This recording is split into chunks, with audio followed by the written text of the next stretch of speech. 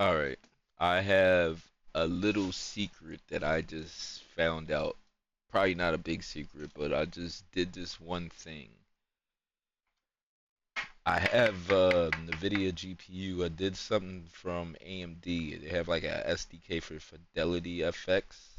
So I installed it, and I don't know exactly what it does, but it's giving me more FPS in games. Even increasing my 1% lose. I have an NVIDIA GPU though. So mind you, I don't know if a AMD one will do a little bit better, seeming it's from AMD. But this is exactly what I did. This is the website, but basically you'll just search up. This is what I searched up: GPU Open Fidelity FX SDK. That's what I searched up. I'm gonna leave the link to it to download the latest one in the description, so you don't need to do this unless you want to read up or just like see what's see more about the feature, whatever this has to offer, and what actually it does. But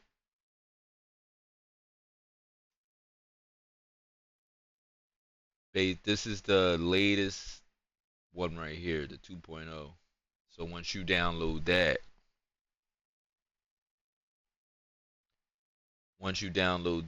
it's gonna give you right there that package right there. I have downloaded it fucking previous times trying to make this video. On top of that, I had downloaded DLLs for the games, like all the latest ones. So I mainly play COD, so these are like some DLLs that's in Call of Duty that are outdated, and these are the latest ones. I'll get to that in a second. You don't need to do this, but I just wanted to have everything at the latest that I could possibly have it at, because the performance boost, you gain the performance boost without doing these, but I just did them on top of that. On BattleNet, if you play Call of Duty, every time you start the game over again, it like goes through all the files and make sure all the files are right. So it'll put the older files back in. But on Steam, once you fix it once, it just stays, so you don't gotta worry about it no more. But just to let you know, on BattleNet, you will, if you want to do the DLL files, you're just gonna have to keep doing it every time. So what I did, I set up a personal folder for all DLL files that I would need, and most of the Call of Duty ones will be like from right here. Those will be all the ones that Call of Duty uses. I don't use DLSS, but I got that just in case. But these are all the ones Call of Duty basically uses. And well, they use Call of Duty also uses this one for AMD and Fidelity FX.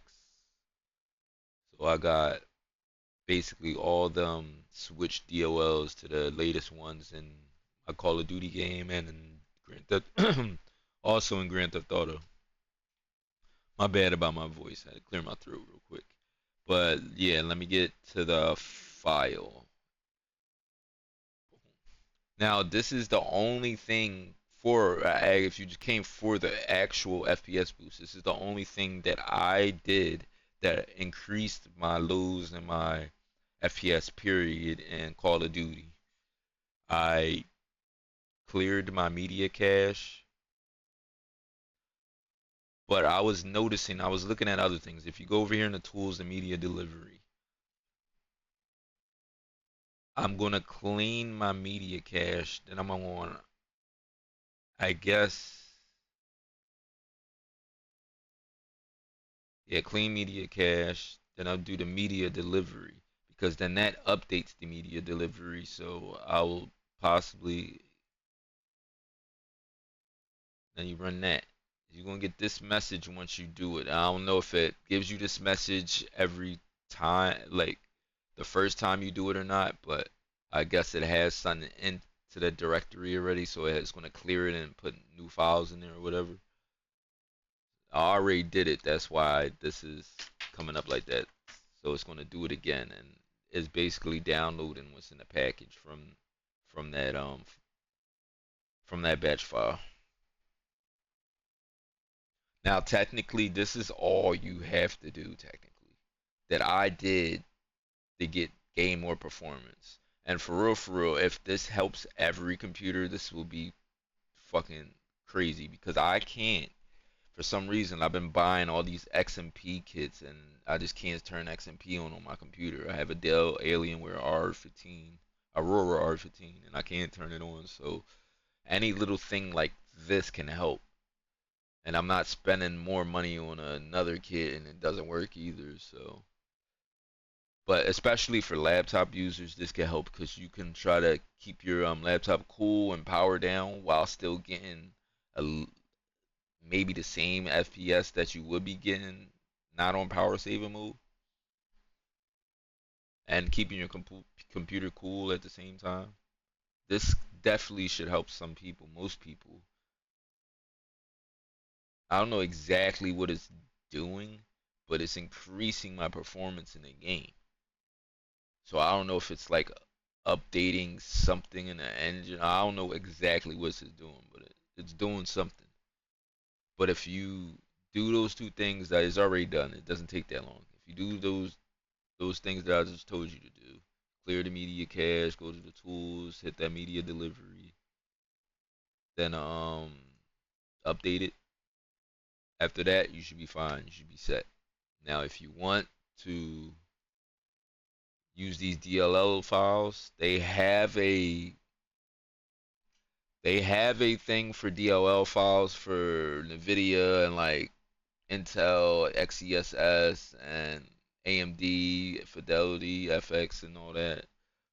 But that's all that it switches in the game, just those DLL files. I actually searched up every DLL file for Call of Duty that that I seen that I could change. I was searching every DLL file online to get the latest one, and I manually put it in the game. And when you manually put it in the game, all right, let's see what I can how I can show you.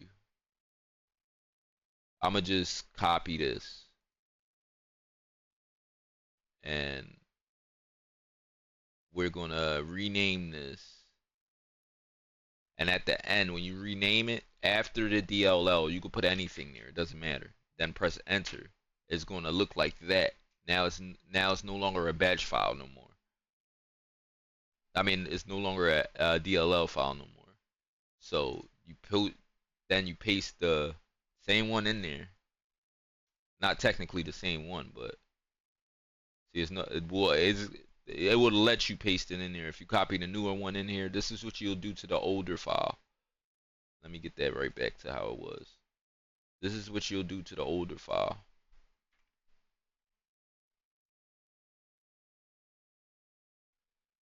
And once you change the name of the older file, it will turn to not a DLL no more because it got to say DLL at the end to be a DLL file, and then I'll add all this extra words to it to make it not a DLL file no more. So the game won't be picking it up.